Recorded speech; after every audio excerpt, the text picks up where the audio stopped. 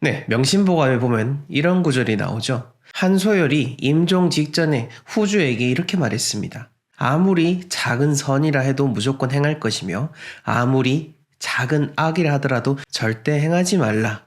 이런 구절처럼 우리가 알게 되는 풍수 인테리어라든지 풍수지리와 관련된 이 작은 상식들 하나가 여러분들의 작은 선이 될 것이고 여러분들의 삶을 바꿀 수 있는 큰 운이 되어 돌아오게 될 겁니다. 자, 그런 의미에서 이번 영상은 여러분들의 집안에서 꼭 둬야 되는 풍수 소품들에 대해서 말씀을 드리려고 합니다.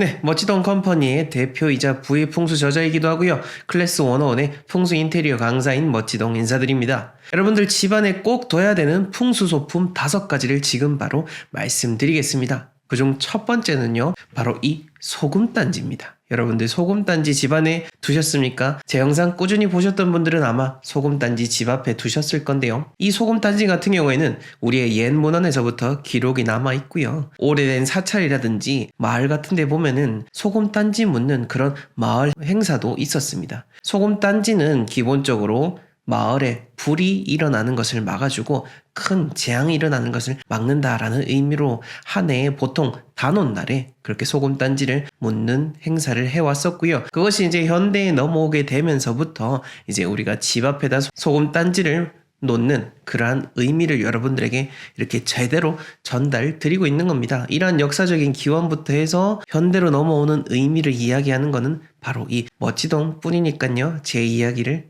들으시는 만큼 여러분들의 집안에 나쁜 운을 막을 수가 있는 겁니다. 우리가 운이라고 하는 것은 좋은 운을 쌓는 것도 중요합니다만은 나쁜 운이 집 앞에 들어오는 것을 막는 것도 정말로 중요한 거죠. 돈이 아무리 많아도 돈이 더 많이 새어나가면은 우리가 돈을 모을 수 없는 것과도 같은 겁니다. 집안의 운도 이렇게 소금단지를 통해서 나쁜 운은 걸러지고 좋은 운만 집안으로 들어올 수 있도록 현관에 두는 것이 소금단지를 놓는 위치입니다. 굳이 현관뿐만 아니라 여러분들 집안에 놓고 싶은 곳, 뭔가 나쁜 기운이 있다라고 느껴지는 곳에는 이렇게 다 여러 군데 비치하셔도 괜찮으니까요. 제 얘기 듣고 집안에 나쁜 운들 다 막으시길 바라겠습니다. 자, 그 다음 두 번째로는요. 금전운을 상징할 수 있는 소품을 꼭 두시길 바라겠습니다. 작은 공간이든 큰 공간이든 마찬가지고요. 여러분들 집안에 가족이 여러 명 있다라고 한다면은, 그리고 이 영상을 보신 분들이 집안에서 그냥 내가 작은 방 하나만 쓰고 있다 한다면은 내 방에서 내 나름대로 재물운을 상징하는 작은 돼지 금고도 괜찮고요. 통장이든 금고든 무엇이든 괜찮습니다. 나만 아는 그런 나만의 금고를 마련하는 것이 여러분들이 진짜 집안에서 재물운을 쌓아갈 수 있는 그런 의미를 갖는 겁니다. 생각보다 이걸 지키지 않는 분들, 그리고 이거에 대해서 생각하지 않는 분들이 많으실 겁니다. 나는 돈이 없는데 내가 지금 뭘 놓겠나? 라고 한탄하지 마시고, 나는 곧 이걸 놓음으로 인해서 이 금고가 가득 채워질 만큼 돈이 들어올 것이다. 가득 채워질 만큼 좋은 일이 일어날 것이다. 라는 긍정적인 마음으로 오늘 하루도 바꾸어서 여러분들의 새로운 삶을 살아가시길 바라겠습니다. 자, 그 다음 세 번째로는요, 물을 놓는 무언가를 집안에 놓는 것이 의미가 있습니다. 왜냐면요, 이 물이라는 것은 모든 만물이 생성되는 근본된 물질 중에 하나입니다.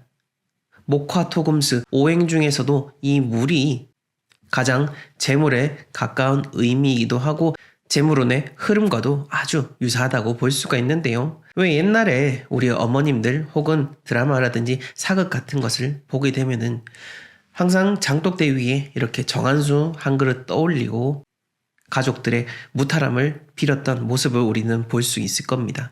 현대에 넘어왔다고 해서 그때의 그런 비는 마음, 우리 어머님들께서 행했던 지혜로운 풍습이 의미가 없는 것이 전혀 아닙니다. 여러분들도 집안이든 주방이든 이렇게 물 한 그릇 떠놓고 집안에 좋은 기운 전해줄 수 있도록 정성을 다하는 것도 다 의미가 있는 거니까요. 미신적인 행위, 주술적인 행위가 아니고 여러분들이 사는 공간에게 감사하다라는 그 마음을 전하는 행위를 이렇게 물을 통해서 하는 거니까 이 행위 자체에 집중하지 마시고 이 행위를 통해서 우리의 마음을 바꿔 나가는 거기에 여러분들의 포인트를 두셔야 되는 겁니다.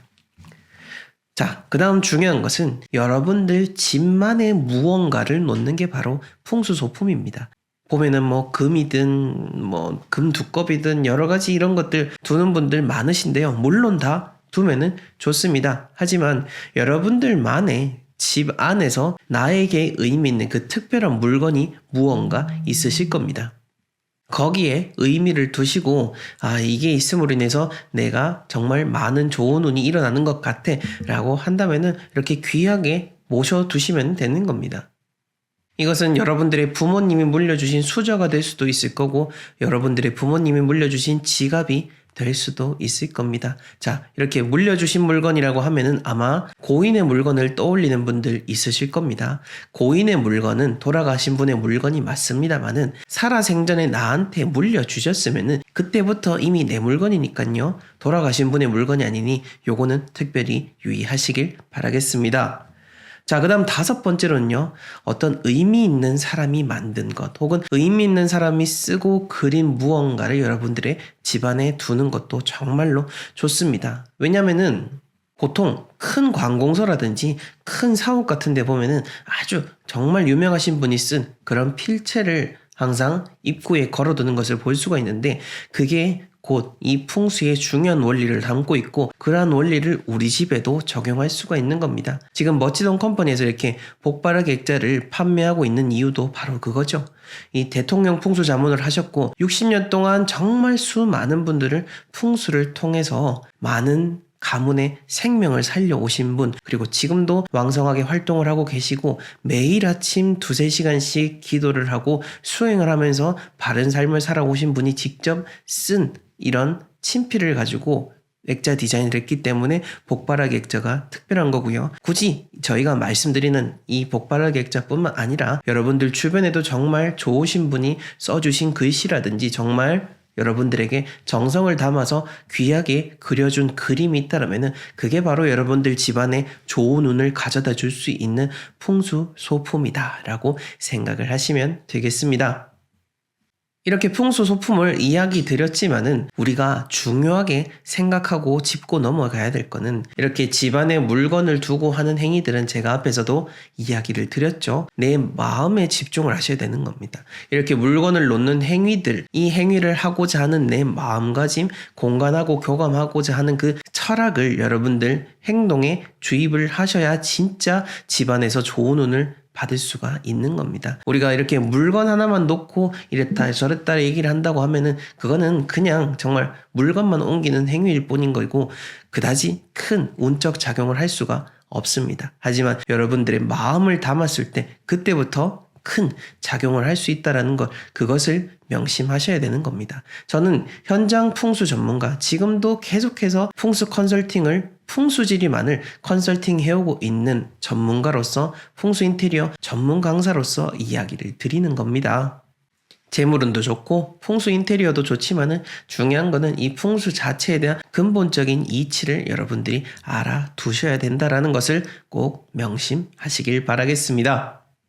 네, 오늘 이렇게 여러분들 집안에 두시면 좋은 풍수 소품들 이야기 드렸습니다. 여러분들 집안에는 오늘 제가 말씀드린 것 몇 가지가 있습니까? 굳이 사실 필요는 없습니다. 돈을 들여서 하실 필요 없고 집안에 있는 것에 아까 제가 말씀드린 것처럼 어떤 의미를 둘 수 있는 것들을 마련하셔도 되고요. 금고가 없다라면 여러분들 나름의 금고를 스스로 만들어 두시면 되니까요. 여러분들이 현재 할 수 있는 것부터 하나하나 해가시면 되는 겁니다. 중국의 풍수 고전인 이 유명한 황제 태경에 보게 되면은요. 집안의 여러 가지 구조적인 측면 다 중요하지만은 이 책에서 특별히 강조하는 것은 관리의 중요성입니다. 아무리 집 구조가 좋다 하더라도 여러분들 그것을 관리하는 마음가짐, 어떻게 관리하느냐에 따라서 여러분들의 그 집안에서 좋은 운을 받느냐 마느냐가 결정이 되는 겁니다.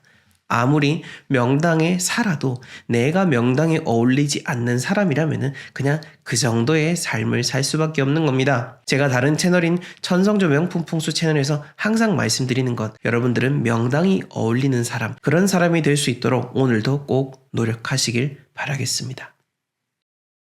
저희 멋지동 컴퍼니에서는 여러분들에게 정말 인생에 있어서 중요한 결정을 할 수 있는 풍수 컨설팅 자문과 복바라기 그리고 강의 신청 등 여러 가지 도움을 드릴 수 있는 것들을 제공하고 있습니다. 필요하신 분들께서는 하단 고정 댓글에 나와 있는 링크를 참조해 주시고요. 저는 다음 영상에서 더 유익한 내용을 가지고 찾아뵙도록 하겠습니다. 시청해 주셔서 감사합니다. 네, 4대째 풍수 비법으로만 전해 내려오는 저희 멋지동 컴퍼니만의 특별한 이사 방향 신청하시는 방법을 상세하게 안내 드리도록 하겠습니다. 자, 이렇게 영상을 보게 되시면은 밑에 저희가 고정 댓글을 달아 놓았습니다. 여기에서 자세히 보기를 누르시고요. 내려가셔서 직구조 진단서, 이사방향 진단서 여러 관련된 신청서가 있습니다. 여러분들이 원하시는 곳으로 들어가시면 되고 오늘 같은 경우에는 이사방향 진단서를 저희가 신청할 거니까 여기를 클릭해 보도록 하겠습니다. 네, 그렇게 되면은 자연스럽게 이사방향 진단서가 어떠한 것인지에 대해서 간단하게 설명이 돼 있고요. 저희가 샘플도 이렇게 첨부를 해 놓았습니다. 총 12장으로 된 진단서입니다. 단순히 이사 방향만 표시해 드린 것이 아니라 이사를 간다는 의미 그리고 이사 방향에 대한 여러분들의 추가적인 질문에 대해서 답변도 해드리고요. 새 집을 찾는 방법까지 상세하게 기록해 놓은 12장의 진단서를 여러분들에게 제공해 드리고 있습니다.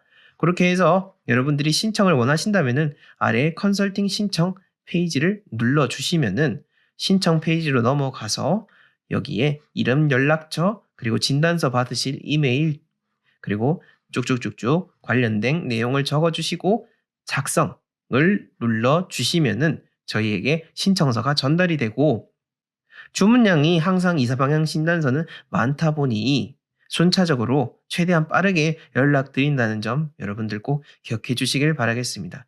언제나 저희 멋지동 컴퍼니를 통해서 여러분들의 삶이 항상 행복하고 평안하시기를 바라겠습니다.